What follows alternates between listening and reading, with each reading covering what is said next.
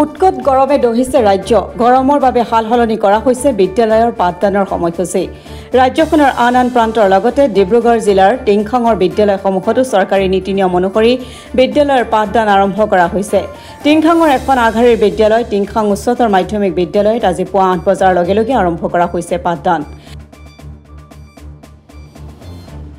আনহাতে ছাত্ৰ-ছাত্ৰীক উৎকট গৰমৰ পৰা সকাহ দিবলৈ বিদ্যালয়খনত পৰ্যাপ্ত পৰিমাণে সিলিং ফেন আৰু খোৱা পানীৰ ব্যৱস্থা কৰা হৈছে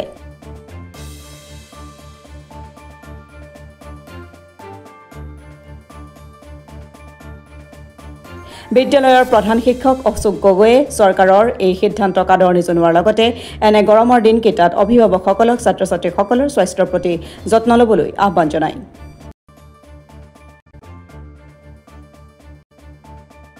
এই ব্যৱস্থাটোৰ জৰিয়তে অসুবিধা যথেষ্ট হৈছে খুব পুৱাই ছাত্ৰ-ছাত্ৰীসকল বিদ্যালয়ৰ কাৰণে আহিবলৈ প্ৰস্তুত হ'ব লগা হৈছে কিন্তু এটা উপায়ো নাই প্ৰাকৃতিকভাৱে যেহেতু গোটেই অৱস্থাটো বেয়া হৈ গৈছে অতিপাত গৰম আমাৰ জীৱনকালত আগতে কেতিয়াও আহিন মাহত ইমান গৰম আমি পোৱা নাই আহিন মানে কুঁৱলী নিয়ৰ এইবোৰ কোনো ধুমধামেই নাই গতিকে চৰকাৰে যি ব্যৱস্থা লৈছে এইটো ভাল হৈছে আৰু এতিয়া যেহেতু আমাৰ পৰীক্ষাবোৰ হ'বলৈ হৈছে ক্লাছৰো যথেষ্ট গুৰুত্ব আছে গতিকে চৰকাৰে যি ব্যৱস্থা লৈছে এইটো ভাল আৰু এইটো আমি সকলোৱে পালন কৰিব লাগে আৰু ছাত্ৰ-ছাত্ৰীসকলকো আমি যথেষ্ট সাৱধানতা অৱলম্বন কৰিছোঁ আৰু যথেষ্ট অসুখত পৰিছে ল'ৰা-ছোৱালীবোৰ গতিকে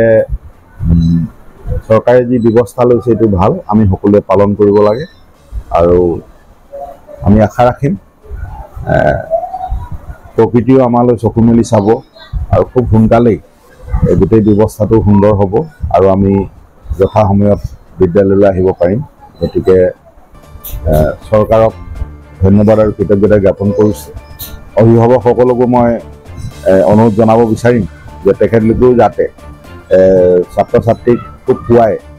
প্ৰস্তুত কৰি দিয়াৰ ক্ষেত্ৰত বিশেষ ভূমিকা লয় আৰু বিদ্যালয়ৰ পৰা যোৱাৰ পাছতো যাতে ছাত্ৰ-ছাত্ৰীসকল বিনা কাৰণত ক'ৰবাত ঘূৰি নুফুৰে প্ৰতি অভিভাৱকে গুৰুত্ব দিব লাগিব গতিকে ছাত্ৰ শিক্ষক অভিভাৱক আৰু কৰ্তৃপক্ষ আটাইকে সাৱধানতা অৱলম্বন কৰিবৰ কাৰণে আহ্বান জনাইলোঁ আৰু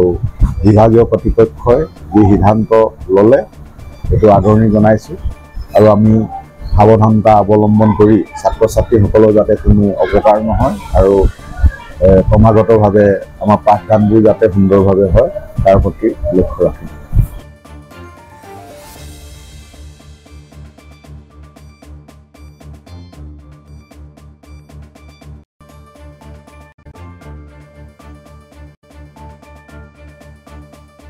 ব্যুৰ' ৰিপৰ্ট অসম টুডে